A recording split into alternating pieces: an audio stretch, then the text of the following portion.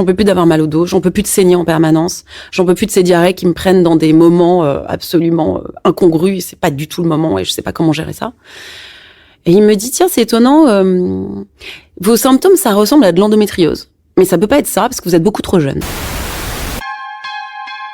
L'endométriose a longtemps été ignorée et la douleur de nos mères, de nos sœurs, de nos amis négligée ou minimisée. Encore aujourd'hui, des femmes peuvent attendre des années avant de comprendre que les divers symptômes qu'elles supportent relèvent d'une maladie. Quand on ne sait pas pourquoi l'on souffre, ou quand notre maladie n'est pas connue, comprise, alors on souffre non seulement dans son corps, mais aussi dans sa vie, son travail, ses relations. Avec ce podcast, nous avons voulu mettre en valeur des parcours inspirants de patientes ayant de l'endométriose ou des douleurs pelviennes très intenses. Vous découvrirez les histoires de femmes puissantes, fragiles, drôles, émouvantes, intéressantes et par-dessus tout, vivantes. Bonjour Virginie. Bonjour Sarah. Merci d'être là. Merci à toi de me recevoir. Est-ce que tu peux nous raconter un peu quelle était ta vie dans la petite adolescence, quoi? Alors, dans ma petite adolescence, je suis donc collégienne.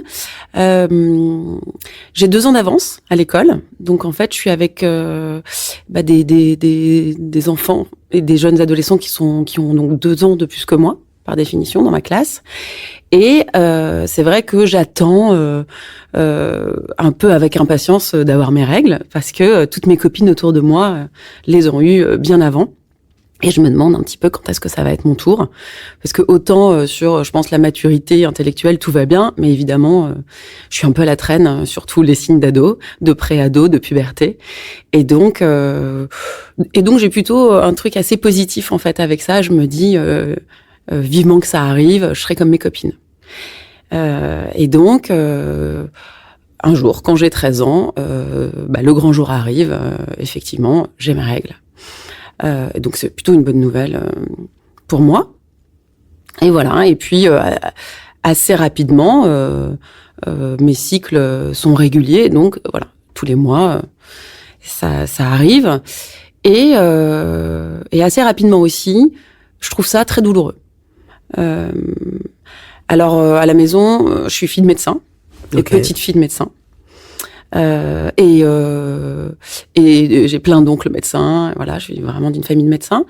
Et donc, moi, j'ai jamais entendu dire autour de moi, enfin, en tout cas, j'ai jamais entendu dire à la maison, et particulièrement dans la bouche de mon père, parce que c'est avec lui que je parle de santé, qu'on souffre, que c'est normal de souffrir quand on a ses règles. En revanche, c'est une idée que j'ai complètement intégrée. Je sais pas vraiment comment, mais je pense que, voilà, c'est les copines, ce que véhicule vraiment la société. Pour moi, c'est normal. Donc, au départ, c'est même pas quelque chose dont je parle et sur lequel je communique. Je trouve que c'est très douloureux. Il y a des signes particuliers, mais évidemment, j'ai aucune idée que ce sont des signes particuliers. J'ai mal au ventre, mais j'ai aussi très mal au dos. J'ai très mal au ventre et donc j'ai des grosses diarrhées par moment. Et c'est tellement douloureux que je peux perdre connaissance. C'est-à-dire que c'est toujours en plus des situations assez gênantes, mais je vais aux toilettes et en allant aux toilettes, ce moment est tellement affreux, tellement dur à vivre que je me mets à avoir des sueurs et à me sentir mal. Voilà. Donc je pense que je mets un peu de temps à me dire que quand même c'est un peu trop fort pour être normal. Donc il doit se passer 1 an ou 2 quand même. Et je finis par en parler. Je finis par dire quand même, et puis de toute façon, mon entourage s'en rend compte. Parce que j'ai vraiment du mal à sortir du lit quand j'ai mes règles. J'ai des règles très abondantes et très longues. Mais ça, au moment de l'adolescence, ça peut être assez classique. Mais en tout cas, j'ai mal partout. À l'époque, je fais de l'équitation. Ça m'empêche d'aller au cheval. C'est quand même assez handicapant. Et donc je commence à en parler, mais comme il s'est passé quelque temps, ça coïncide aussi avec le début de ma vie sexuelle. Et moi, j'ai entendu que parfois, quand on va chez le gynéco et qu'on dit qu'on a mal au ventre, on nous prescrit la pilule. Et moi, ça m'arrangerait bien en fait. T'as quel âge là alors? Là, j'ai 15 ans. Ok. Ça m'arrangerait bien parce que j'ai un petit copain régulier et que Pour le coup, je suis assez au courant de comment on tombe enceinte. J'ai pas du tout envie que ça m'arrive. Et donc j'ai envie de prendre les devants et je me dis d'une pierre deux coups, je vais vraiment insister. Ça va déclencher une visite chez le gynéco parce que chez moi on prend soin de moi quand même. Et puis je vais parler de mes histoires de douleur et je suis à peu près sûre qu'on va me filer la pilule. Et c'est exactement ce qui se passe. Je me souviens pas très bien de ce rendez-vous chez le médecin, mais je me souviens que c'est un peu une formalité, que cette histoire de douleur, de diarrhée passe un peu à la trappe. Alors, pour être honnête, je suis pas sûre que je le raconte très bien, parce que moi j'ai un objectif, donc je veux dire que j'ai un peu, je veux pas forcément qu'on me pose plus de questions, et je suis pas très à l'aise sur le sujet. Raconter que j'ai des diarrhées quand je vais aux toilettes et tout, voilà, je suis un peu gênée, quoi. T'as 15 ans, quoi. J'ai 15 ans.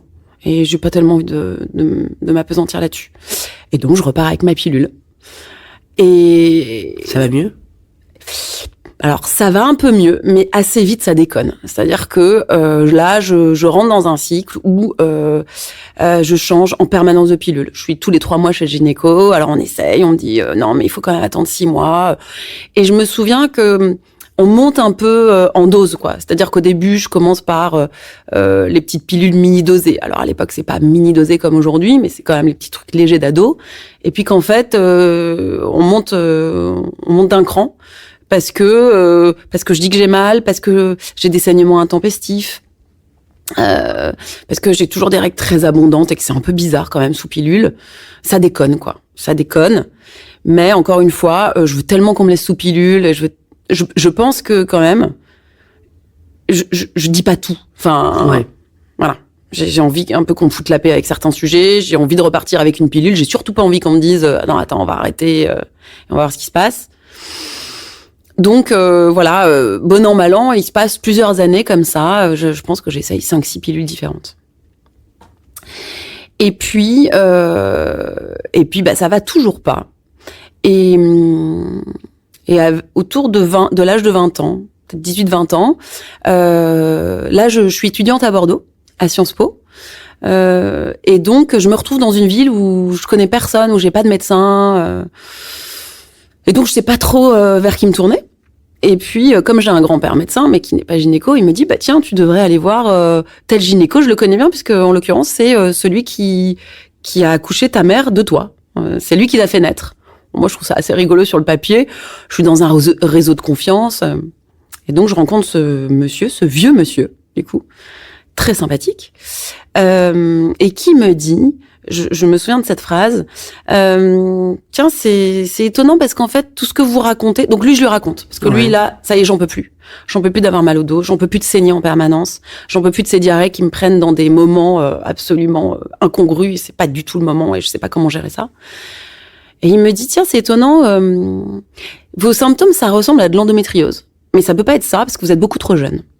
Voilà. Donc moi, j'entends ce mot. Je ne sais pas du tout ce que ça veut dire. Et puis, je m'y intéresse pas trop, parce qu'en fait, ça peut pas être ça. Donc voilà. Je le range dans un tiroir.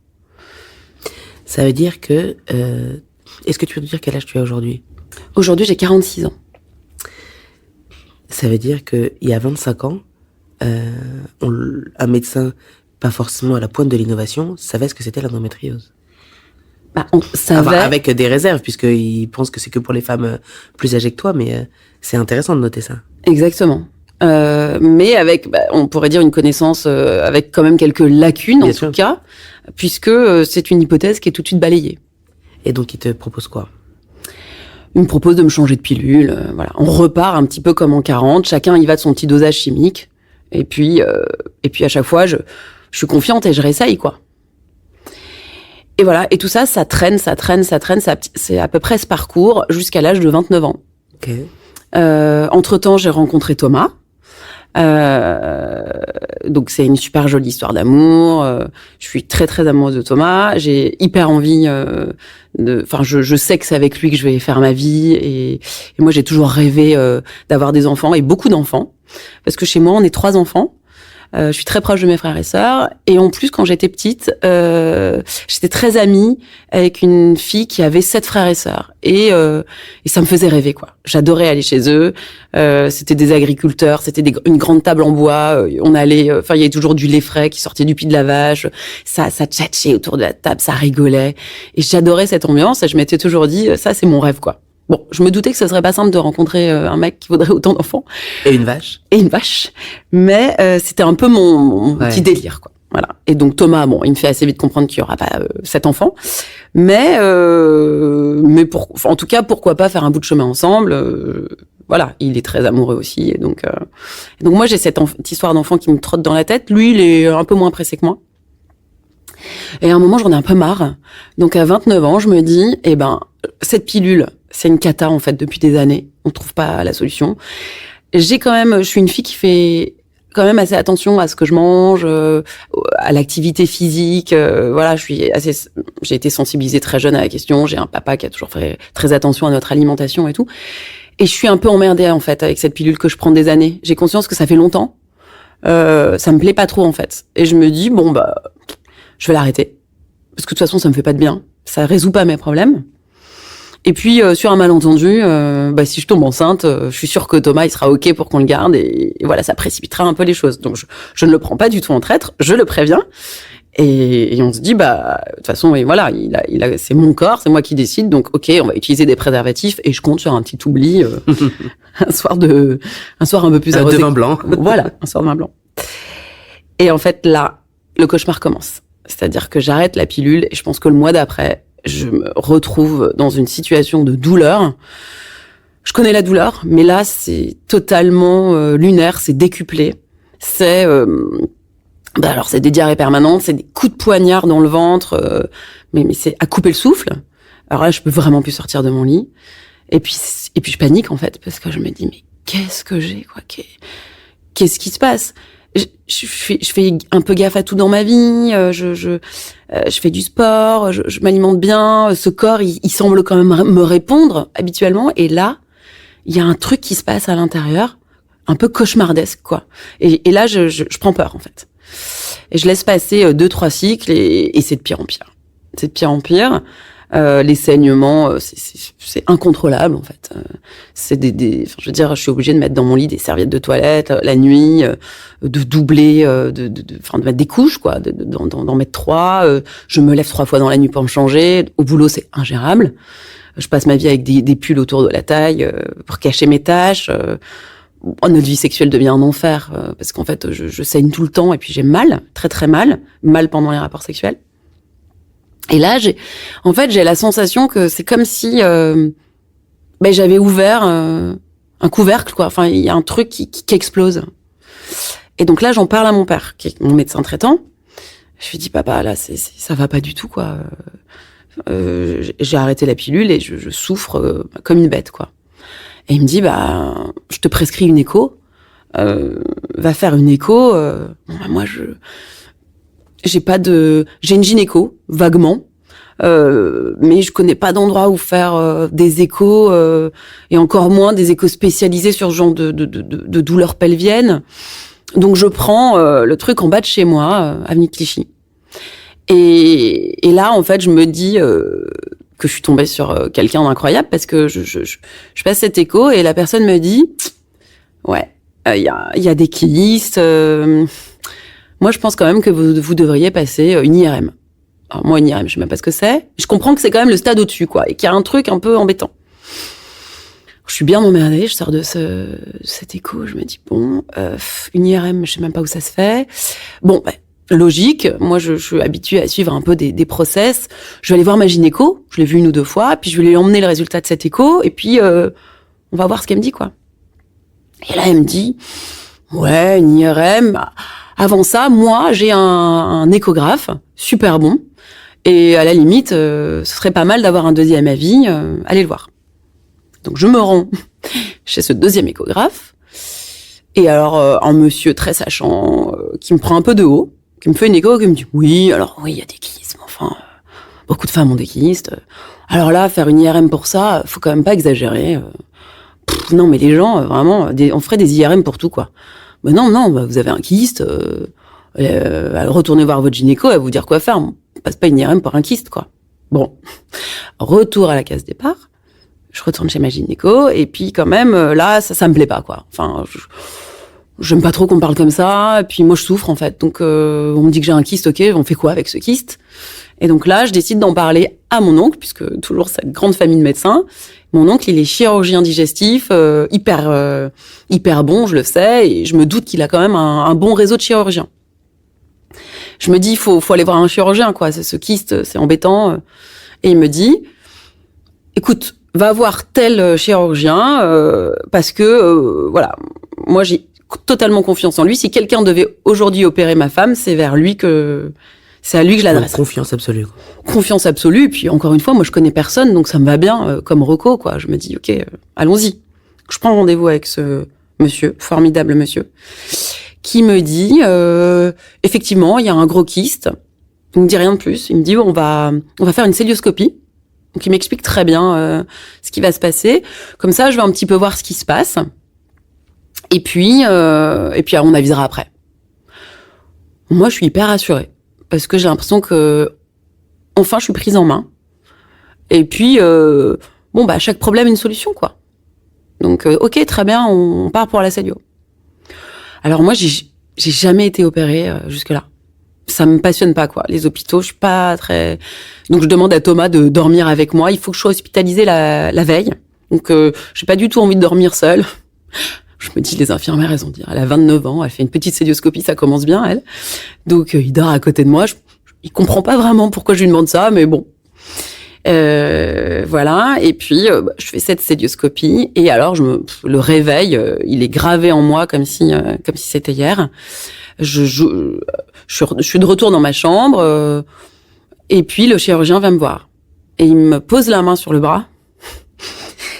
J'ai toujours du mal à le raconter parce que c'est un moment hyper fort, quoi, pour moi.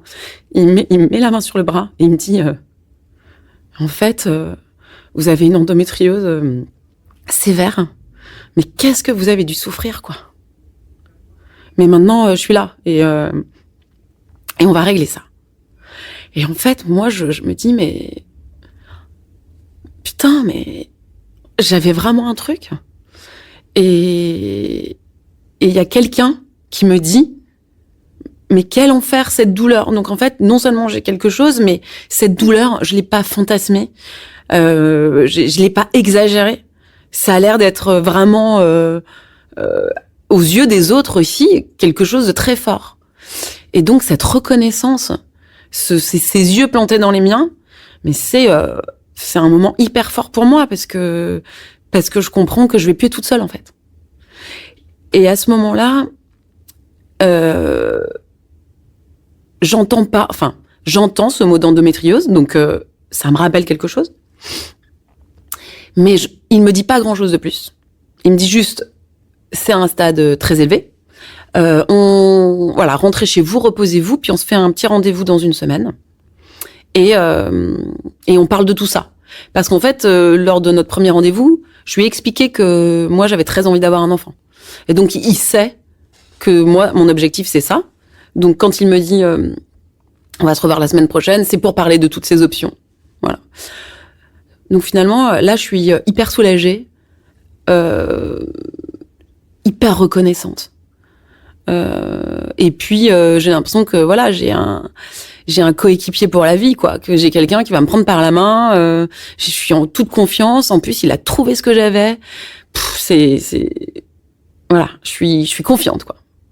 Donc je rentre chez moi, et puis là, en fait, c'est le deuxième effet qui se coule, parce que je rentre chez moi, puis quand même, j'en parle un peu, j'en parle à mon père, qui est médecin, et qui me dit, ah ouais, endométriose, stade 4, d'accord, ok, je sens un peu la réserve, je sens que ça inquiète les gens autour de moi.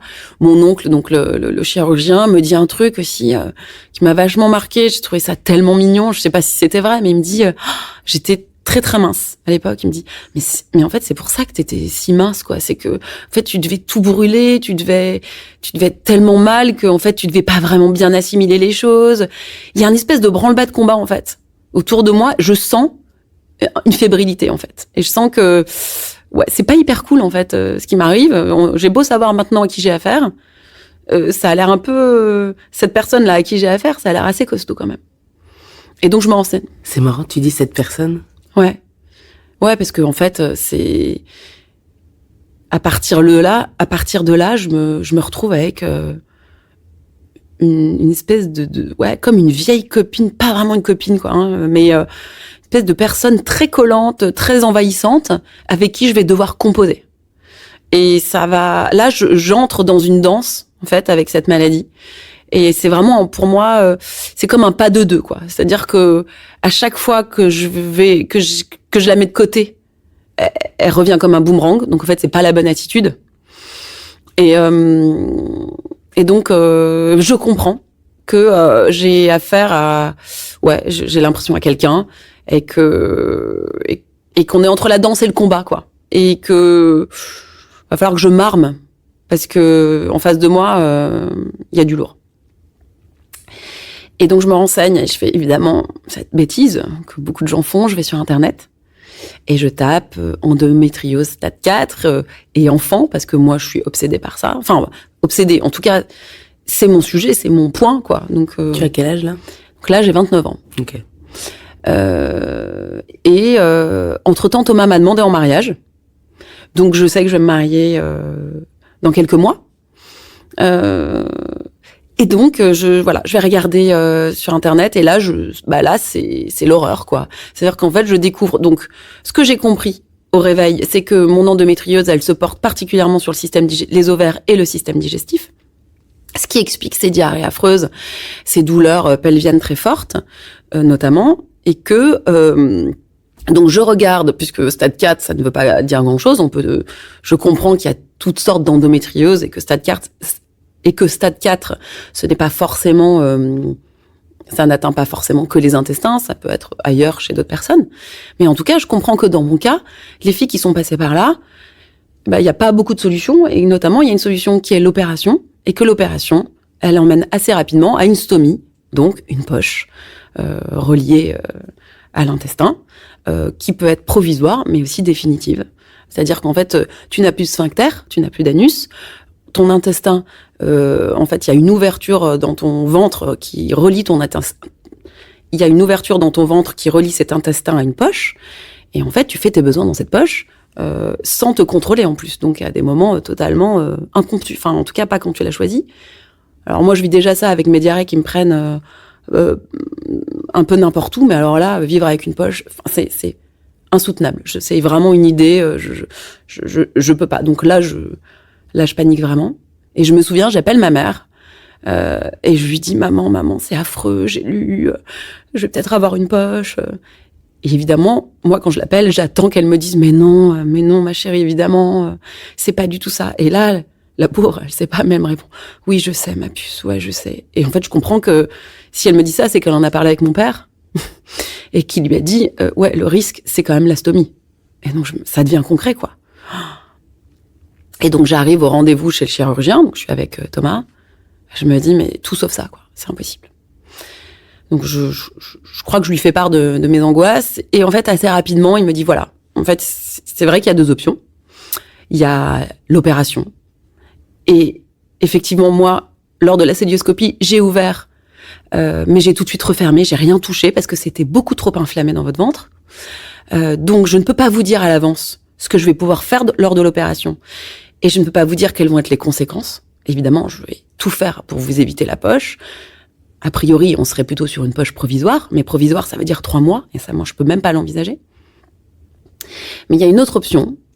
Puisque votre projet, c'est d'avoir des enfants rapidement. Le problème de l'opération, c'est que malheureusement, au réveil, je peux aussi vous annoncer que j'ai enlevé les ovaires, que voilà.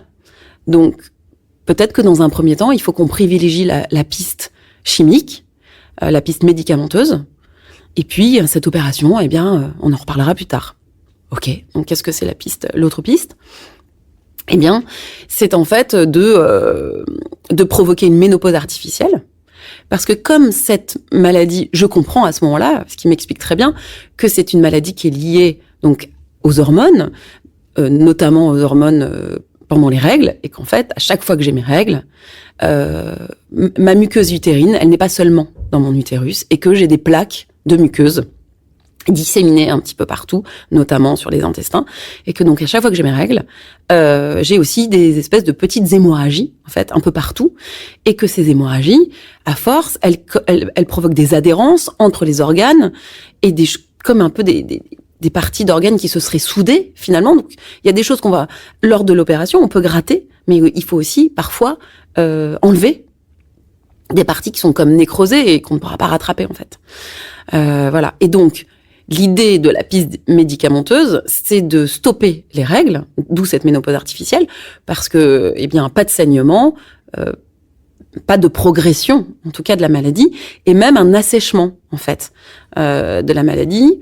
Et donc, à partir de ce moment-là, je comprends que ça va être une course contre la montre. C'est-à-dire qu'en fait, l'idée, c'est d'assécher la maladie pour avoir une fenêtre de tir derrière, pour pouvoir faire tout de suite une fécondation in vitro.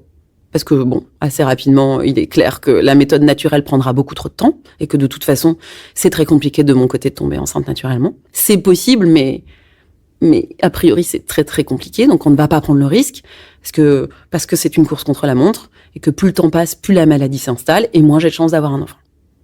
Donc là, moi, je comprends ça très clairement. Et ça, c'est quelque chose qui a été très lourd parce qu'en fait, même pour l'extérieur et pour mon entourage, j'ai pas toujours été comprise là-dessus. Les gens avaient l'impression que j'étais complètement obsédée par cette histoire de gosse et que, mais qu'est-ce qu'elle a en fait? Elle a 30 ans, ça va quoi. C'est pas grave si ça prend 3 ans. Mais bien sûr que non, c'est pas grave si ça prend 3 ans. Mais moi, ce qui me fait peur, c'est que ça n'arrive jamais. Et qu'à un moment, elle soit tellement importante, cette maladie, qu'on me dise, stop, on arrête les traitements et on opère et c'est fini. Et donc, on joue très serré, quoi. Donc, heureusement, j'ai chirurgien avec moi et j'ai Thomas avec moi. On est une équipe de 3 et on va y aller comme ça. Donc, on choisit ça. On prend la piste médicamenteuse. Enfin, en tout cas, donc je fais cette, dans mon souvenir, c'est une grosse piqûre. Et tout de suite, pendant 9 mois, plus de règles, et je suis ménopausée. Donc là, c'est assez drôle parce que je pense que pour plein de nanas, être ménopausée à 29-30 ans, ce serait improbable et pas du tout souhaité. Mais en fait, moi, c'est le rêve, quoi. Parce que j'ai plus mes règles pendant 9 mois, donc je souffre plus. Alors, effectivement, je sais ce que c'est la ménopause. J'ai des bouffées de chaleur, j'ai la totale, je trempe mon lit la nuit de sueur, je me retrouve en débardeur dans le métro alors que c'est l'hiver et que tout le monde est en doudoune. Et voilà, mais je m'en fous en fait. Je m'en fous parce que je sais pourquoi je fais ça et puis que moi, j'ai l'impression que je me soigne. Et surtout pendant 9 mois, il y a plus de maladie, quoi. Voilà. Je suis dans un autre process. En fait, je suis là parce que je veux avoir un enfant et je mets toutes mes forces dans ce combat-là. Et cette maladie, on la laisse de côté. Et là, à la suite de cette ménopause artificielle, c'est parti. On commence les FIV. Et là, c'est vraiment la course contre la montre parce que ce que je comprends aussi, c'est que les hormones très fortes que je vais prendre pour ces traitements, ils stimulent mon endométriose. Donc, faut que ça marche vite, quoi. J'ai pas droit à beaucoup de chance. Et donc, évidemment, je pense que le parcours de PMA est très difficile pour tout le monde. Et j'ai ce truc en plus de me dire, je sais pas à combien de tentatives j'ai le droit, je sais pas dans quel état je serai après la tentative, donc putain, faut que ça marche, quoi. Et ça marche pas. Et ça marche pas, et ça marche pas une fois, et ça marche pas 2 fois, et ça marche pas 3 fois. Et nous, on a en tête qu'on a droit à 4 tentatives, parce que c'est 4 tentatives remboursées par la Sécu, et que c'est un petit peu le chiffre, voilà, qui est mis en avant par le gynéco. Entre-temps, je suis passée avec un gynéco spécialisé en infertilité, qui connaît très bien l'endométriose, qui est du même réseau, et qui me suit hyper bien. Et donc, il y a ce chiffre de 4 qui clignote devant nous, quoi. Et ça marche pas. Et donc, en parallèle, on décide de se lancer dans un parcours d'adoption. Parce que moi, j'ai besoin de me projeter, quoi. J'ai besoin de savoir qu'un jour, il y aura un enfant à la maison. À l'époque, je pense que c'est toujours comme ça, c'est pas hyper bien vu, en fait, de se lancer dans un processus d'adoption quand t'es en parcours PMA en même temps, parce qu'on t'explique qu'il faut avoir fait le deuil de l'enfant biologique. Donc on ment, en fait. Et ça nous fait vachement de bien. Ça nous allège parce qu'on a un autre projet à côté et qu'on n'est plus dans les traitements, dans les piqûres, dans la sexualité complètement régie en fait par ces FIV, parce que finalement quand on fait l'amour, ça devrait être que pour le plaisir, mais moi j'ai toujours l'espoir entre deux FIV, puisque là j'ai plus de contraception par définition, que finalement ça marche naturellement, donc tout est dirigé en fait par ça, et il y a plus beaucoup de spontanéité entre nous, quoi. Et surtout c'est long, c'est hyper long, ça dure 5 ans parce qu'entre les filles faut attendre, parce que sinon la maladie elle est trop vénère, quoi. Faut patienter, et c'est long, et c'est dur, et il y a vachement d'incompréhension autour. On en parle de ça, mais en fait, cette maladie, elle est mal connue. Les gens comprennent pas trop ce que j'ai. Les gens comprennent. Encore une fois, ce rapport au temps dans lequel je rentre, il est vachement dur à expliquer, quoi. Et moi, j'ai un tic-tac, tic-tac, tic-tac, tout le temps dans la tête. Et en plus c'est l'histoire de ma vie, c'est-à-dire que mes PMA c'est des rendez-vous, des piqûres à heure fixe, des piqûres à aller chercher à la pharmacie en permanence, des appels au médecin. Enfin, je veux dire, c'est millimétré, quoi. Il y a pas beaucoup d'insouciance dans tout ça. Et puis ça fonctionne. La dernière tentative fonctionne. Moi, je voulais même pas y aller. J'en peux plus, en fait. J'en peux plus des piqûres. Franchement, entre chaque FIV, je ressouffre énormément de mon endométriose. Les saignements, c'est même plus des saignements, voilà. Donc, j'en peux plus. Et Thomas, là, il me dit, on va regretter. Franchement, si on n'y va pas, on va regretter. Est-ce que t'es sûr que tu peux pas y aller une dernière fois, quoi? Et bon, je repars au combat. Voilà, je remets mon costume de guerrière, lui aussi, et puis on y retourne, quoi. Et puis ça marche. Et là, c'est incroyable. C'est incroyable parce que j'ai l'impression que j'ai gagné. J'ai gagné. Le jour où on m'a dit que j'avais cette endométriose, je me suis dit, mais mon rêve, là, de tous ces enfants, c'est impossible, en fait. Qui va gagner? Et puis là, je gagne, quoi. Je suis enceinte. Alors, c'est une grossesse hyper particulière, parce qu'on est totalement stressé, parce qu'on a mis 5 ans, en fait, pour que je tombe enceinte, et si ça marche pas, comment? Enfin, ça paraît vertigineux, quoi. On peut même pas imaginer que ça puisse arrêter. Et en fait, je pense qu'on est ultra sensibilisé à tout ce qui peut arriver, parce que depuis 5 ans, on entend des tas d'histoires, et donc on est tout sauf serein. Et je suis sûre qu'il y a un lien, mais on a refait le compte. On est allé 11 fois aux urgences les 3 premiers mois. J'ai des saignements en permanence. Et moi, le saignement, c'est un truc dans ma vie, quoi. C'est baisser ma culotte et voir un saignement, c'est mon quotidien.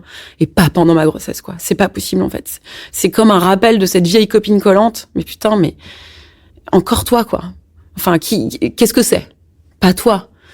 Et donc on va 11 fois aux urgences. À chaque fois, tout va bien. Mais à chaque fois, c'est un branle-bas de combat. Thomas, il est devenu complètement toqué. Il met les mêmes chaussures. Il commande sa bouteille au même distributeur dans l'hôpital où on va en bas de chez nous à chaque fois. Parce qu'il se dit, voilà, si je respecte tout dans l'ordre, c'est que ça ira encore cette fois. Et voilà. Et donc, on fait tout ce que le médecin nous dit. Pareil, ça. Je me souviens, on a un week-end de prévu avec des copains à Stockholm. Et on lui dit, on peut y aller. Et il nous dit, franchement, moi, je parle pas suédois. Le médecin nous dit, Stockholm, vous pourriez y aller toute votre vie. Enfin, à plein d'autres moments. Moi, je suis pas hyper chaud, quoi. La grossesse se passe bien, c'est pas le sujet, mais on peut reporter Stockholm. Et voilà. Et encore une fois, je pense que tout le monde se dit, mais ils sont complètement cinglés, quoi. Enfin, ils annulent 2 heures d'avion, mais nous, on fait tout ce qu'on nous dit, quoi. Et voilà. Et ce qui est amusant, c'est que le jour de l'accouchement, on m'avait parlé de ces contractions ultra douloureuses et tout. Mais en fait, je trouve pas ça douloureux spécialement. Alors, j'ai sûrement beaucoup de chance.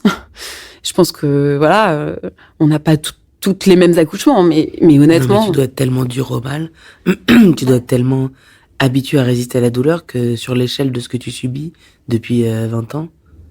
Et puis cette douleur, je la connais, parce que c'est exactement ça, en fait. Ah oui? Ouais. En fait, les spasmes, quand je suis vraiment mal d'endométriose, ce sont des contractions. C'est exactement la douleur des contractions. Donc, je pense que déjà, j'ai pas la surprise, en fait, comme beaucoup de femmes. Je connais cette douleur. Et je sais respirer, je sais la gérer, en fait. Enfin, je sais. Je sais pas toujours, mais en tout cas, je sais ce qu'il faut faire. Donc, franchement, j'avoue que cet accouchement, c'est une promenade de santé, quoi. Enfin, ça se passe hyper bien et la souffrance, elle est mise de côté. Et donc voilà, ça y est, quoi. On y est, Marguerite née. C'est tout, quoi. C'est-à-dire que c'est évidemment la rencontre de quelqu'un qu'on a attendu tellement longtemps. C'est la victoire aussi. C'est un pied de nez à tout ce parcours, à cette maladie qui était censée, parce que moi, quand j'ai lu les témoignages, j'en ai pas trouvé beaucoup de positifs, quoi. Et j'ai pas trouvé beaucoup d'histoires de maternité positives. Donc je suis, voilà, c'est incroyable ce qui nous arrive. Mais on m'a toujours dit, tu verras, quand ton enfant sera là, tu oublieras toute cette douleur, tout ce parcours. Moi, j'ai rien oublié. J'ai rien oublié, quoi. Je veux dire, ces 5 ans d'attente de Marguerite, ils sont gravés sous ma peau. C'est la période la plus dure de ma vie. Voilà, non, j'oublierai jamais. Mais en tout cas, là, on a notre petite fille, et on savoure notre chance, parce que là, on se sent extrêmement chanceux. Et puis assez rapidement, on se dit que faut retourner au combat, parce que la copine collante, là, on sait très bien que qu'elle est toujours dans le coin. Alors moi, on m'avait expliqué que j'avais entendu dire que la grossesse, c'était un super traitement de l'endométriose. Donc je suis assez confiante et je me dis profitons de cette fenêtre de tir. Finalement, moi je me dis c'est un peu comme ces ménopauses artificielles, cette grossesse. Donc sûrement qu'après la grossesse, l'endométriose elle est bien calme et donc on va pas attendre pour retourner faire des FIV, parce que moi j'ai mon projet de grande famille. Et en tout cas, ce qui est sûr, c'est que j'ai vraiment très envie d'avoir un deuxième enfant. Et je me dis que si on y arrive, c'est une énorme chance, mais j'ai envie de le tenter. Et donc on y retourne. Et puis là, je fais peut-être 9 mois après la naissance de Marguerite, je fais mon petit rendez-vous très confiante en me disant je vais repartir avec mes petites ordonnances. Et mon gynéco me dit oui, enfin avant on va quand même faire une IRM pour voir où en est la copine collante, l'endométriose. Ah bon, moi j'y fais hyper confiante. Et là, je tombe sur une radiologue qui me dit vraiment hyper alarmiste et puis qui prend pas de gants et qui me dit donc elle me reçoit après l'IRM. Alors l'IRM, c'est vraiment, je pense que toutes les filles qui ont de l'endométriose connaissent cet examen pelvien. Pour moi, c'est vraiment l'examen le plus angoissant qui existe, quoi. C'est alors déjà, ça dépend des machines, mais on peut quand même aller jusque. Je peux même pas imaginer l'IRM du cerveau, mais en général, on rentre un peu la moitié de la tête dans la machine, et surtout, ça fait un boucan assourdissant autour de toi. Et en plus, on te demande de pas respirer pour que les clichés soient clairs. Et donc, c'est déjà extrêmement angoissant. Mais alors, en plus, si tu peux pas respirer, et puis, t'es de toute façon complètement stressé du petit entretien qui va avoir lieu après dans la petite cabine avec la radiologue. Donc, j'arrive hyper stressée après l'IRM. Et là, la radiologue ne prend aucun gant et me dit mais comment ça vous comptez reprendre les FIV, mais c'est criminel de refaire une FIV dans un contexte pareil, ma petite dame, mais vous en avez partout en fait de l'endométriose. Je dis partout, moi je sors d'une grossesse. Je sais pas, mais en tout cas là vraiment faut faire quelque chose, reparlez-en avec votre gynéco, mais là c'est impossible, quoi, parce que il faut absolument pas énerver la bête. En fait, c'est ça. Elle est là, elle est tapie dans l'ombre, quoi. Donc là, je suis désespérée. Parce que je me dis, mais c'est pas vrai. Et là, en fait, je comprends, il y aura pas de deuxième enfant. J'entends ça. Et donc, de nouveau, je me dis, alors que c'est idiot, parce que j'ai Marguerite dans ma vie, et que j'ai un enfant, et que c'est déjà incroyable. je me dis, j'ai perdu. Voilà. En fait, j'avais gagné une bataille, mais j'ai perdu la guerre, quoi. Parce qu'il y aura pas de deuxième enfant. Et donc, le point final, c'est pas moi qui le mets. J'arrive chez mon gynéco et heureusement, il est vraiment extraordinaire. Il me dit, mais non, pas du tout, ça va pas s'arrêter là. Mais on va faire quelque chose, effectivement, on va pas y retourner comme ça. Et donc, la solution, c'est toujours la même. C'est et moi, j'ai peur de l'opération, en plus. Je me dis, alors, non seulement il n'y a pas de deuxième enfant, et on va me reparler de cette satanée opération. Et il me dit, pas du tout, on va refaire une ménopause artificielle. Donc là, c'est reparti. C'est de nouveau, quand même, l'endométriose, elle me met un petit taquet, parce qu'elle me dit, tes petits projets, ma mignonne, tu vas te reprendre 9 mois de délai, déjà. Donc ça recommence, cette histoire d'horloge. C'est pas quand je décide, en fait. C'est jamais quand je décide. Tu as quel âge, là ?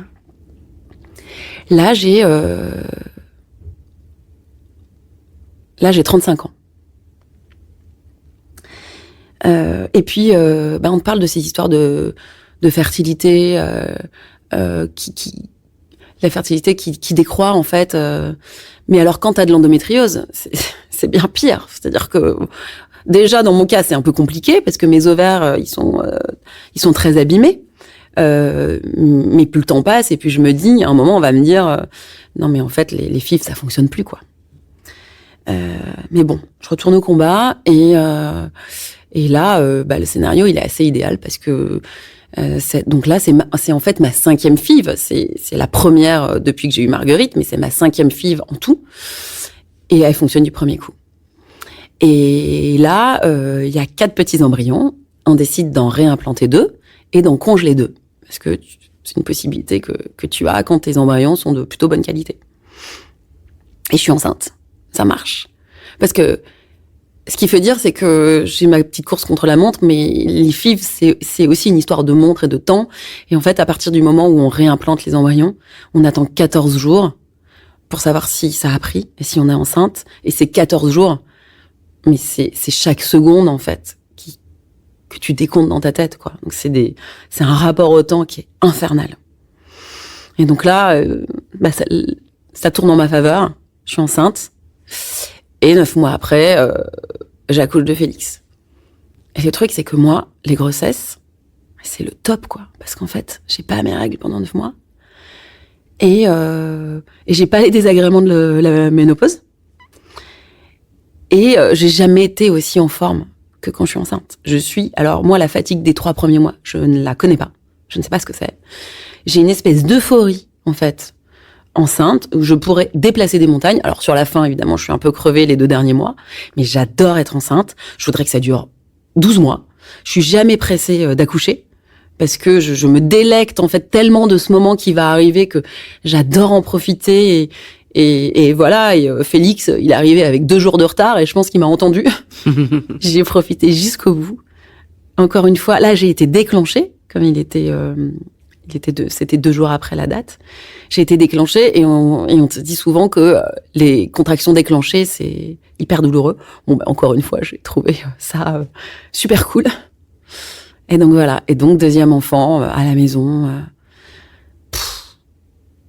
C'est dingue, quoi.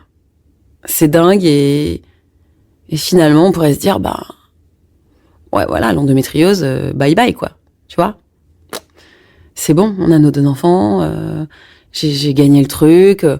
On peut se dire que une 2e grossesse. Alors, j'ai bien compris avec ma première grossesse qu'en fait, dans mon cas, les grossesses n'étaient pas forcément un remède contre l'endométriose. Ce que m'a expliqué à ce moment-là mon gynéco, c'est que, certes, on a tendance à dire que les grossesses améliorent les choses parce que il y a plus les hormones qui déclenchent les règles, mais en fait il y a quand même des hormones, et plein d'hormones, et que chaque cas est particulier, et que dans mon cas ça me fait pas forcément de bien. Voilà. En tout cas, là je décide que là c'est fini les bébés. Je sais pas trop. Moi j'ai pas très envie que ça s'arrête là, parce que j'ai toujours rêvé de ma grande famille. Mais Thomas il me dit attends, c'est bon, ça a été quand même des parcours longs, douloureux. Voilà, on peut retrouver en fait une vie, profiter de nos 2 enfants. Bon, et puis moi, je sais que j'ai mes 2 petits embryons quand même au congélateur. Je me dis, on verra. Parce que ce qui est pas mal avec ces 2 petits embryons au congélateur, c'est qu'en fait, ils sont fabriqués. Donc, j'ai pas besoin de refaire une FIV, j'ai pas besoin de reprendre des traitements. Parce que moi, j'ai quand même ce truc en tête de me dire, 5 FIV, 5 fois des hormones à haute dose, bon, faut se calmer, quoi. Mais bon, c'est trop tentant, ils sont là, ils sont au congélateur. Mais sauf que là, c'est pas du tout ce temps-là. Thomas, il est pas du tout chaud pour avoir un 3e enfant. Puis on se dit, ouais, on va se poser un peu, on va profiter de la chance qu'on a et tout. Sauf que donc là, j'ai 36 ans. Je pense que ma vieille copine, là, elle me fiche la paix, mais pas du tout, parce que comme après chaque grossesse, elle a décidé de revenir en force. Et là, je me mets à souffrir le martyre. Le truc, c'est que moi, je veux pas reprendre de contraception. Parce que j'espère, on ne sait jamais, tomber enceinte naturellement, à la faveur d'un malentendu et d'un oubli de ma copine. Et en fait, à chaque fois que, en fait, les douleurs se réinstallent instantanément, quoi. Et là, non seulement c'est hyper douloureux, mais en plus j'ai des nouveaux symptômes et des choses extrêmement désagréables et extrêmement paniquantes. C'est-à-dire que maintenant, quand je vais aux toilettes, quand j'ai mes règles, eh bien, j'ai du sang dans les selles. Et je comprends très rapidement que ce ne sont pas des hémorroïdes, vu la quantité de sang. Puis de toute façon, j'ai pas d'hémorroïdes. Mais je comprends qu'en fait, c'est du sang de règles, quoi. Et là, je me dis, mais qu'est-ce qui se passe, quoi? Ça traverse en fait mes intestins. C'est-à-dire que j'ai du sang dans les intestins et que ça sort quand je vais aux toilettes. Mais comment? Mais c'est incontrôlable comme truc. Mais ça veut dire que je suis envahie, quoi. En fait, j'ai l'impression d'avoir une pieuvre dans le corps. Je me dis, mais il y en a partout, quoi. Et surtout, je crois que je mets même un peu de temps à prendre rendez-vous parce que j'ai hyper peur de ce qu'on va me dire. Là, je me dis, ok, c'est bon. Je vais passer sur le billard. Et c'est tout ce que je veux pas. Et puis je veux qu'on me foute la paix, en fait. Je veux profiter de mes enfants. J'en peux plus, quoi. J'en peux plus. Et je veux plus souffrir. Et donc je suis vachement partagée, mais je veux pas l'astomie. Donc je finis par prendre rendez-vous. Et en fait, mon médecin me rassure. Il me dit, ah ouais, je sais, c'est hyper désagréable et tout, mais ça veut pas dire que c'est grave. Et là, il va m'expliquer un truc hyper important. C'est qu'en fait, c'est pas parce que j'ai mal que mon endométriose, elle a progressé. Mais à l'inverse, c'est pas parce que j'ai pas mal qu'elle progresse pas. Et qu'en fait, c'est hyper sournois comme maladie. Et que, il faut qu'on contrôle, quoi, régulièrement. Donc là, on va refaire des contrôles. Entre-temps, on commence à beaucoup parler de cette maladie. Et je pense qu'il y a de plus en plus de médecins, et de professionnels de la santé qui s'y sont formés. Donc, je ne suis plus obligée de passer systématiquement par la case des IRM. Mais là, mon médecin commence à m'adresser à des échographes qui sont spécialisés dans l'endométriose et qui sont capables, en fait, un bon échographe est capable de voir beaucoup de choses à l'échographie. Donc là, on se met à contrôler régulièrement l'endométriose. Et effectivement, je souffre énormément, mais elle n'a pas vraiment progressé. Donc, on n'en est pas du tout à l'opération. Mais par contre, je fais quoi, moi, en fait? Comment je me soulage? Parce que je veux pas reprendre de pilule. Donc, je me bourre de médoc. En fait, la drogue. Là, c'est la drogue. Et là, en fait, c'est toute une stratégie. C'est-à-dire que j'ai des symptômes très forts avant d'avoir mes règles. C'est-à-dire que je commence à avoir très mal 2 jours avant. J'ai très mal au dos. Je suis épuisée. Je commence à avoir des désordres digestifs et tout. Donc là, je sais que ça arrive. Donc là, je me bourre de médoc en amont. Ça, j'ai compris que c'était la solution. Si je me rate sur le début, là, c'est fichu. Au milieu des règles, ça va à peu près. Et sur la fin, ça recommence à être extrêmement douloureux. Bon, il faut savoir que moi, j'ai des règles qui durent entre 12 et 17 jours, quoi. Sympa. Voilà. Donc, donc c'est un enfer de douleur, de saignement. Mais bon, il n'y a pas d'opération prévue. Donc, de toute façon, faut serrer les dents, quoi. Faut serrer les dents. Et puis, moi, j'ai toujours quand même mon projet d'enfant qui me trotte dans la tête. Et surtout, j'ai toujours mon horloge qui trotte dans la tête. Et là, j'ai 38-39 ans. Et je me dis, bon, quand même... Moi, j'ai toujours ce rapport au temps hyper particulier qui fait que j'ai toujours calculé quel âge j'aurais quand mes enfants auraient tel âge. Ce que je t'ai pas dit, c'est que moi, mes parents, ils m'ont eu à 20 ans. Et ma grand-mère, elle a eu ma mère à 25 ans. Et mon arrière-grand-mère, elle a eu ma grand-mère à 20 ans. Et donc, moi, j'ai toujours mes grands-parents, par exemple. Enfin, et donc, moi, c'était sûr que j'allais avoir des enfants à 20 ans, en fait. Et parfois, je me dis, mais en fait, quand ma mère, elle avait 37 ans, moi, j'avais 17 ans. Et ça Et ça me peine énormément, en fait. Parce que j'ai adoré avoir des parents jeunes. Et c'est un truc que j'ai du mal à me sortir de la tête. Et donc, voilà, je passe mon temps à faire des petits calculs. Et donc, 38 ans, je me dis, là, il faut remettre le sujet sur le tapis. Et Thomas, il se prend au jeu et à ce moment-là, il est sur le point de changer de boulot et il me dit un peu comme ça, en rigolant, attends, tu sais quoi, s'il change de boulot, on retourne, on va chercher nos embryons et si on a de la chance, il supporte la décongélation. Parce qu'à ce moment-là, la décongélation, c'est pas encore au top. Je sais qu'aujourd'hui, il y a des énormes progrès là-dessus. Donc, il y a quand même un risque que les embryons ne se réveillent pas. Et puis, voilà, on tente le truc, quoi. Bon, là, j'ai un petit coup de... Là, je sais pas, il y a quelqu'un qui m'aide quelque part et ça marche son nouveau boulot et du coup, on y va. Et je tombe enceinte. Ça fonctionne. Alors là, c'est... je crois que cette annonce de grossesse-là, enfin, ce résultat de prise de sang, c'est le plus incroyable. Enfin, il y a eu évidemment la première prise de sang de Marguerite, mais là, c'est une joie. Là, il y a même plus de stress, il y a plus de, c'est une sorte d'accomplissement. Mais on a réussi ce pied de nez incroyable. J'étais censée ne pas pouvoir avoir d'enfants. Et en fait, on va avoir une fratrie de 3 enfants, quoi. Pour moi, 3 égale bonheur, quoi. 3 égale joie dans la famille. 3 égale on a réussi, on a gagné, j'ai remporté la guerre. Donc là, pour moi, l'histoire, elle s'arrête là, en fait. C'est-à-dire que, bye bye la vieille copine. De toute façon, toi, je m'en fiche. Tu sais quoi, il peut tout m'arriver après. Ok, je veux bien reparler d'opération, je m'en fous. En fait, j'ai mes 3 enfants, voilà. Sauf que l'histoire s'arrête pas là.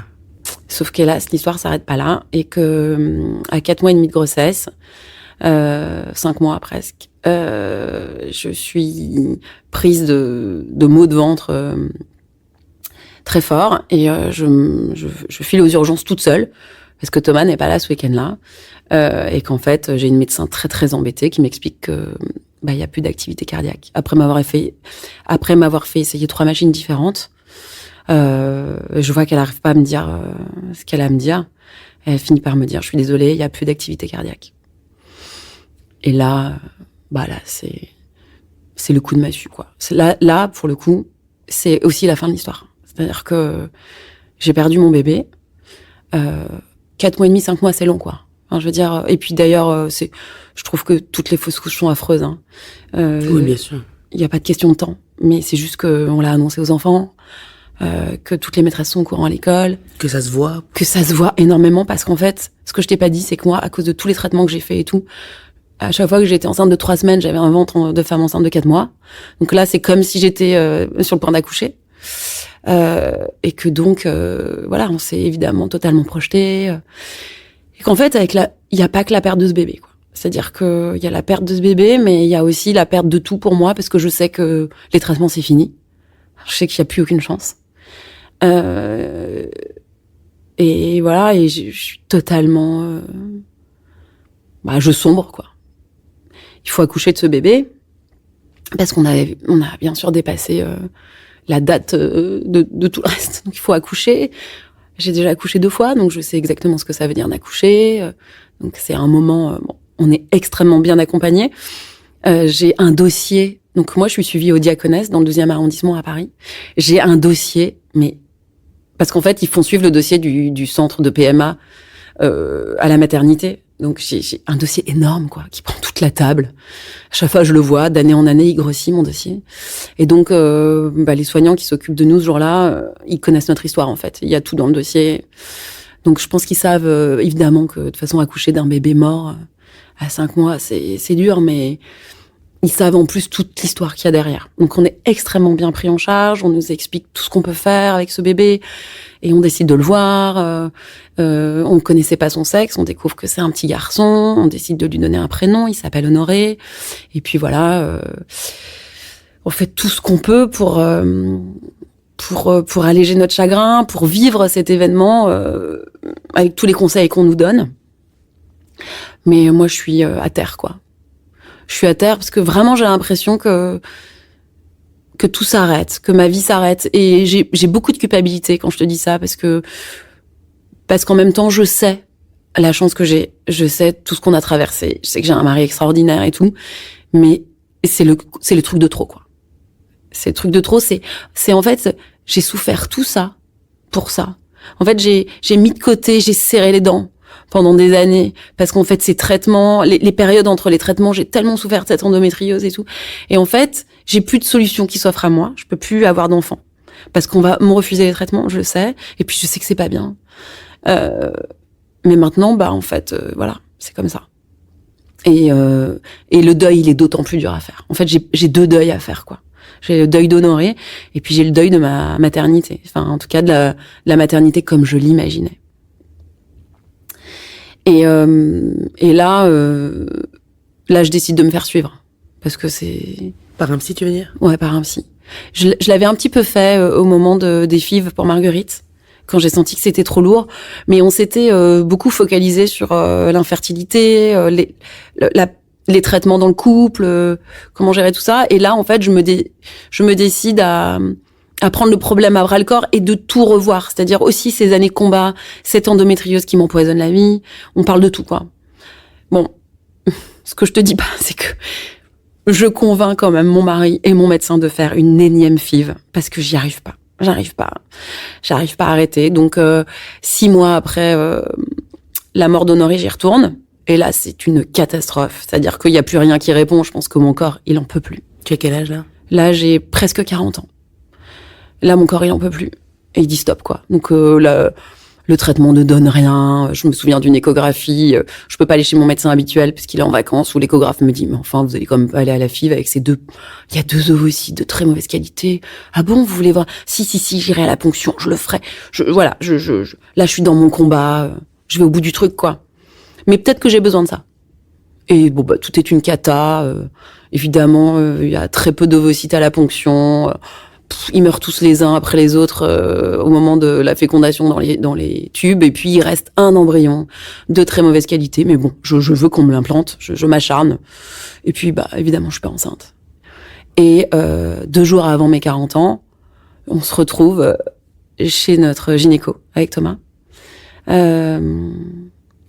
Et là, c'est la grande décision, quoi. C'est-à-dire que moi, j'ai mon petit truc en tête. Je lui dis, voilà, docteur, ça fait 10 ans qu'on se connaît.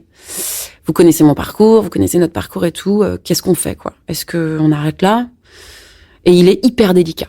Je me souviens de cette discussion, c'est hyper émouvant.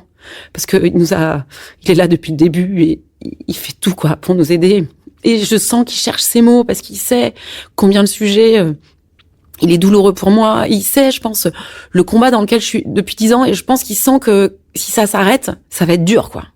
Mais il est aussi là parce que pour me dire les choses. Et en plus, moi, je lui demande de me dire les choses. Et voilà, il est hyper doux, hyper délicat. Et il me dit, voilà, ça fait 10 ans, vous avez 2 enfants en parfaite santé. Ouais, je pense que si vous me posez la question, je vous réponds. Je pense qu'il faut s'arrêter. Mais la décision, c'est vous. Mais moi, je pense qu'il faut s'arrêter. Et Thomas, il est hyper d'accord avec ça. Et moi, je peux pas ne pas être d'accord, mais je suis déchirée à l'intérieur, quoi. Je suis effondrée parce que je me dis, mais j'ai 40 ans, c'est fini, quoi. Et en plus, ce que je t'ai pas dit, c'est qu'entre-temps, on a eu les résultats de l'autopsie d'Honoré. Et on sait que, en fait, il avait pas de rein. On l'a pas vu aux premières échos. Donc j'ai une explication, c'est une malformation très rare, ça arrive dans 0,4% des cas.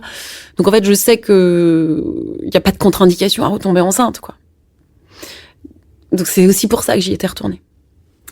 Voilà, donc là tout s'arrête, j'ai 40 ans et c'est fini. Et donc voilà, je commence ce travail psy avec une psychologue formidable qui a énormément d'empathie. Et voilà, j'avais vu plusieurs fois des psychologues avant et ça m'avait pas forcément aidé à ce point. Mais là, je sens que j'ai une maman en face de moi. Je sens que ça la touche profondément. Sans qu'elle me donne rien, évidemment, de sa vie privée, mais je suis vraiment au bon endroit, quoi, pour déposer tout ça. Et en fait, j'ai tellement de trucs à déposer, quoi. La souffrance physique, le rapport à ce corps qui dans l'absolu semble, en bonne santé, me porte bien depuis toujours. Et pourtant, à l'intérieur, j'ai ce truc, quoi. Et c'est quoi ce truc? Et à qui j'ai affaire? Et comment je deal, en fait? Avec cette personne maintenant, moi je me retrouve en face de ma vieille copine d'endométriose, en fait. J'avais essayé de la repousser, et en fait je me retrouve qu'avec elle. Il y a plus de projet de bébé et il y a que la souffrance. Je suis loin de la ménopause Parce que moi, en fait, je l'attends, cette ménopause, parce que, bah voilà, au moins, ça va s'arrêter. Et donc, comment je gère toutes ces années? Et donc, ce travail m'aide énormément à prendre du recul, voilà, à me poser les bonnes questions, en fait, à me reconfronter à cette maladie que j'ai voulu mettre de côté. Et là, je rentre dans quelque chose de plus positif, en fait. C'est-à-dire que je comprends que c'est un peu, que j'ai aussi, qu'il faut que je reprenne le pouvoir. Entre-temps, vraiment, on s'est mis à beaucoup parler de cette maladie. Donc, j'ai aussi des ressources. Alors, pas grand-chose, mais j'ai compris quand même que c'était inflammatoire et que quand j'ai mes règles, eh bien, si je me retiens de picoler, que si je fais un peu de yoga juste avant d'avoir mes règles, que si je fais quand même attention à mon sommeil, enfin voilà, que si j'ai un rapport un peu sain à mon corps dans ces moments-là, ça m'aide énormément.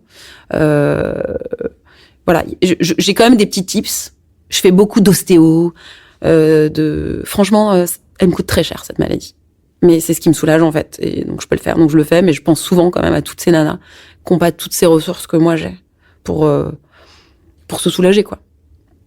Et donc, à partir de là, je vais vraiment me confronter à cette maladie, sachant que je ne reprends pas de contraception, ce qui pourrait être quand même une forme de solution, parce que là aussi, ça a évolué. Et je sais qu'il y a des pilules qui sont adaptées aux filles qui ont de l'endométriose. En tout cas, qui permettent de ne plus avoir leurs règles. Donc, mais moi, je veux surtout pas cette solution, parce que malgré tout le travail que j'entreprends, tout l'apaisement que j'y trouve, bon, on sait jamais quoi, tu vois. Et puis au bout de 2 ans, ça va beaucoup mieux, mais ça prend vraiment 2 ans. Je suis très triste pendant 2 ans et j'ai même du mal. Et je travaille aussi beaucoup là-dessus. J'ai même du mal à profiter de la vie que j'ai mis tant de temps à avoir, quoi. C'est-à-dire que, par exemple, Félix, mon petit garçon, je le vois, j'ai l'impression qu'il est déjà très grand. Je me rends pas compte, en fait, que c'est un petit garçon. Je veux tellement avoir un autre bébé que j'ai l'impression que lui, il est déjà très grand et que donc, il me faut un petit bébé.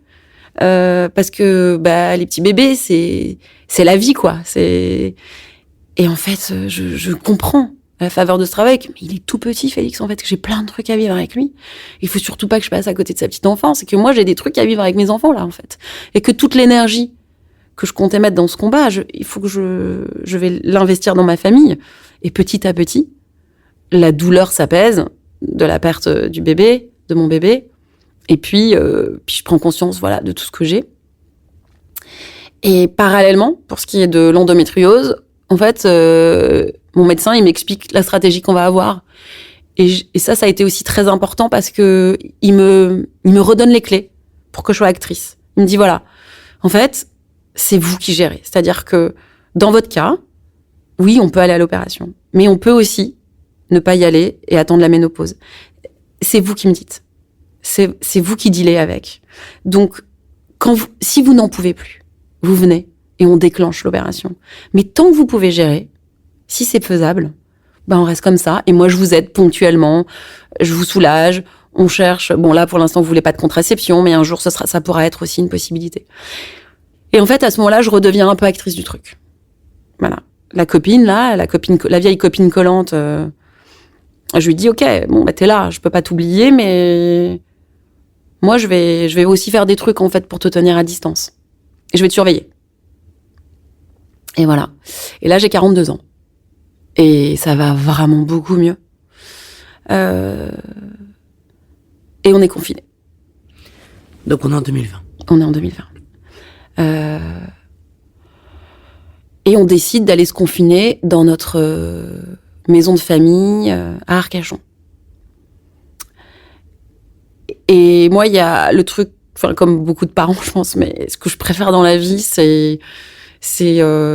par exemple, mon moment préféré dans l'année, c'est quand on part en vacances. On part souvent en Grèce avec nos gosses. Et c'est ce moment où on est 15 jours seulement nous, quoi.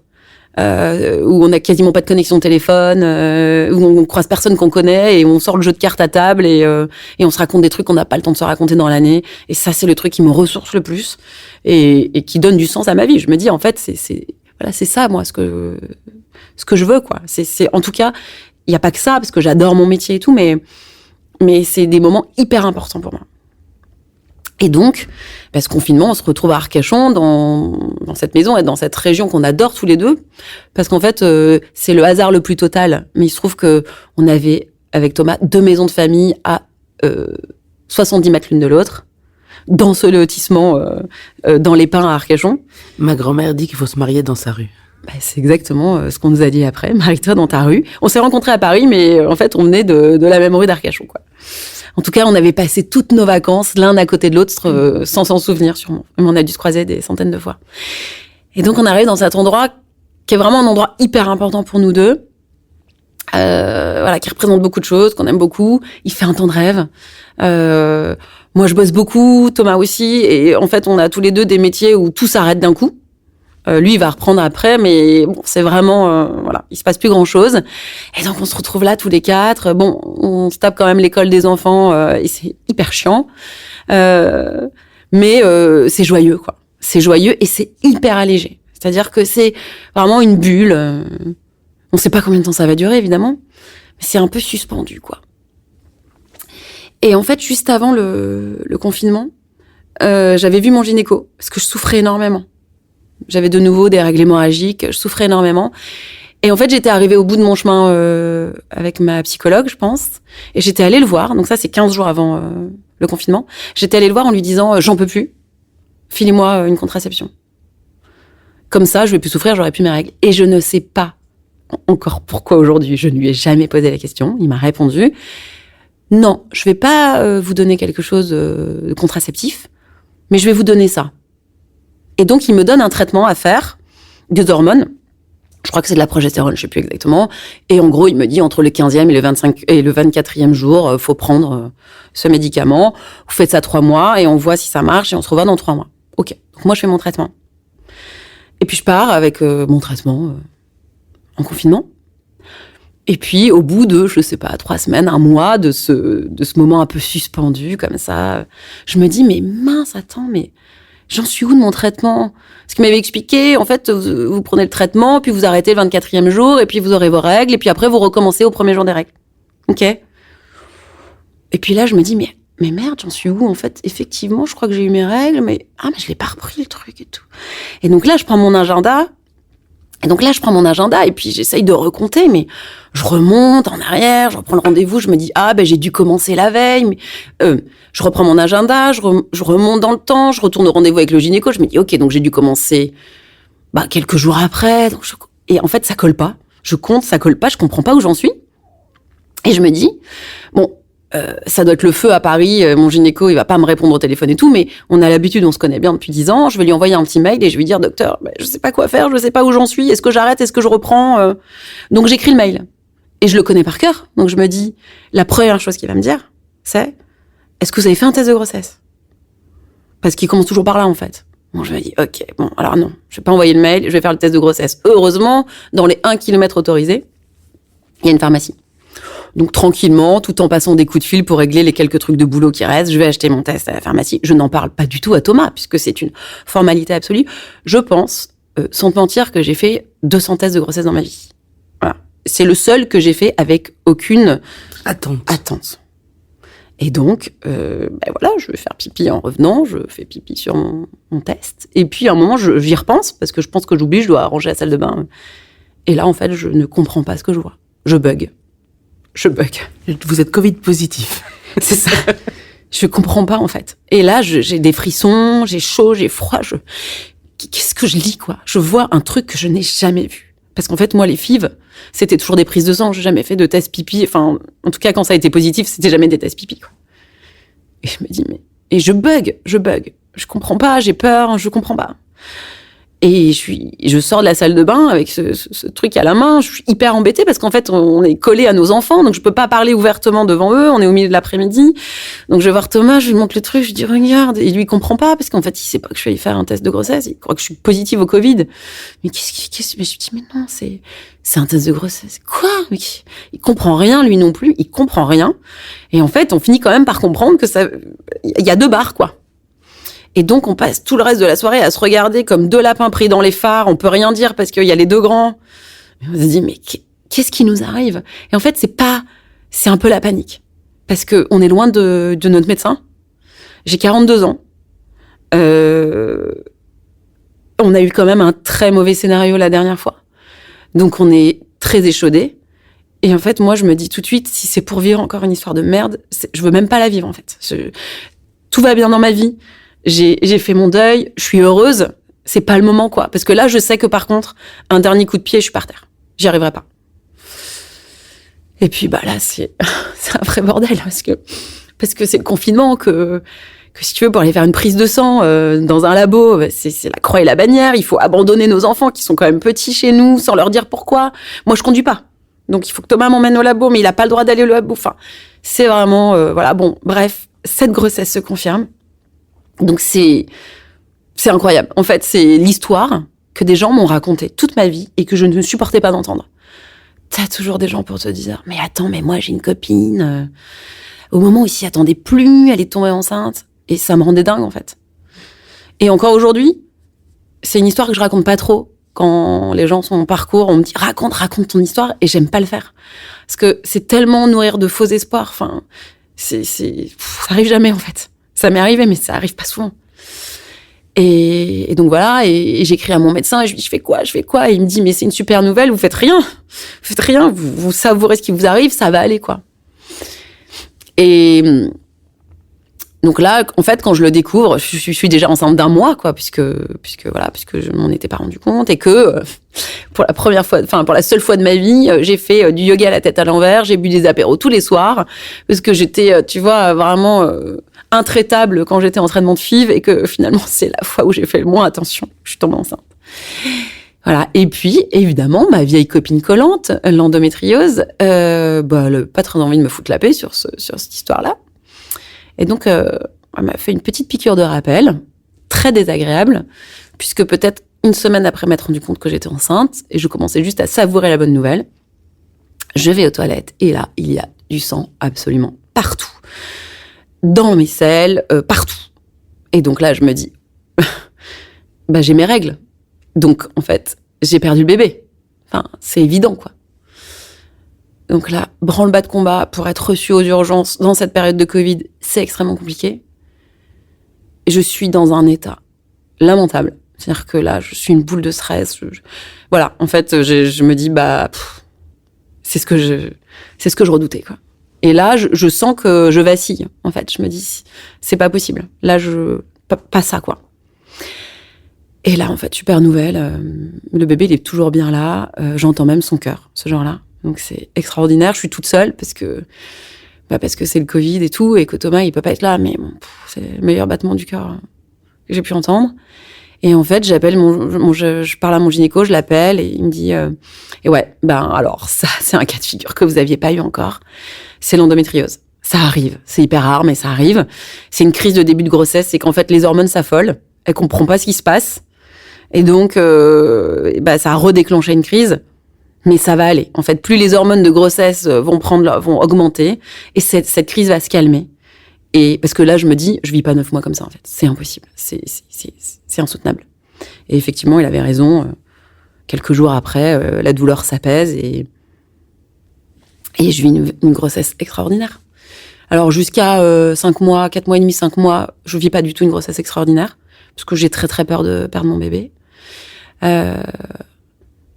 C'est fou parce qu'en fait, je me retrouve, et je le comprends après, je me retrouve aux urgences, genre la veille ou le jour de l'anniversaire. Et c'est incroyable parce que j'arrive paniquer, je sens pas bouger mon bébé, donc je dis à l'accueil, j'ai perdu mon bébé, c'est sûr, je sens pas bouger. Donc là, à mon état et à l'épaisseur de mon dossier qui sort entre-temps, je suis prise en charge très rapidement par un médecin. Et ce qui est fou, c'est que le médecin qui arrive, c'est celui qui m'avait accouché d'Honoré. Je le vois dans le couloir, on avait les masques, et je m'effondre. Et c'est génial parce qu'en fait, il comprend tout de suite, il ouvre le dossier, il voit son nom, il comprend tout. Il me fait une écho, tout va bien. Et là, c'est la plus belle écho de ma vie parce que, en fait, le mec, il se dit, je suis aux urgences, il y a 10 nanas derrière, mais je vais prendre 10 minutes et je vais lui faire une vraie écho de compète, quoi. Et là, il me fait tout. Oh là là, regardez ce bébé, comme il est mignon. Il sourit à sa maman. Regardez ce qu'il fait. Oh, il est déjà super intelligent et tout. Et là, j'avais tellement besoin de ça, quoi. Et à partir de là, ça roule, c'est formidable. Une grossesse de rêve et ce qui est génial, c'est mes enfants, mes aînés, parce qu'en fait, nous, on leur avait expliqué que non seulement il y aurait plus de bébés, parce qu'ils nous demandaient vachement, ils avaient été quand même tous les deux très marqués par la mort d'Honoré. Et en plus, on leur avait expliqué que les bébés, nous, on les faisait à l'hôpital. Donc, on a eu cette question hyper drôle pendant le confinement, quand on leur a dit « Mais vous n'êtes pas allés à l'hôpital ? Comment vous avez fait ?» Tu vois cette bouteille de lait ? C'est ça. Donc, ça a été l'occasion de commander des petits bouquins et d'expliquer comment, dans la plupart des familles, et pour nous, cette fois-ci, ça s'était passé. Et voilà, et puis, Hippolyte est arrivé. Tout était... c'était un accouchement de rêve, c'était merveilleux. Je me souviens juste que, au moment de la dernière poussée, j'ai complètement paniqué. C'est-à-dire que tout se passait parfaitement. Mais là, j'ai eu une prise de conscience. Je me suis dit, non. En fait, tout est trop beau pour être vrai. Donc là, je peux encore retenir, je peux encore être dans le scénario. Je peux encore être dans le scénario fabuleux. Jusqu'à la seconde ou... Jusqu'à maintenant, jusqu'à cette seconde. Mais comme je ne sais pas ce qui va se passer quand il va sortir de moi... Je veux pas qu'il sorte. Je veux pas qu'il sorte. Et je pense qu'elles ont compris. Je pense que la sage-femme a compris. Et elle m'a dit, elle m'a regardé dans les yeux, elle m'a dit, non mais il est là et il va sortir, vous allez le faire et vous allez pas retenir ce bébé. C'est maintenant, quoi. Tout va bien se passer. Et puis j'y suis allée, je me suis abandonnée parce qu'en fait, c'était merveilleux ce qui se profilait. Mais je sais que dans cette seconde, là, de suspens, il y avait tout. Tu vois, il y avait toute mon histoire. Il y avait, on en est là, j'ai vécu tout ce truc. Il y a eu des moments hyper joyeux, puis il y a eu des moments tellement durs. Et là, je suis à un cheveu, à une poussée de mon rêve, quoi. Ma famille de 3 enfants, vivants. Et c'est maintenant, et c'est trop, quoi. Bon, et puis j'ai poussé, et puis Hippolyte est sorti. Et voilà, quoi. C'est inexplicable ce qui se joue à ce moment-là. C'était pas un rêve, parce que c'était très concret, c'était très dans mon corps et tout, mais j'aurais jamais espéré avoir la chance que j'ai aujourd'hui.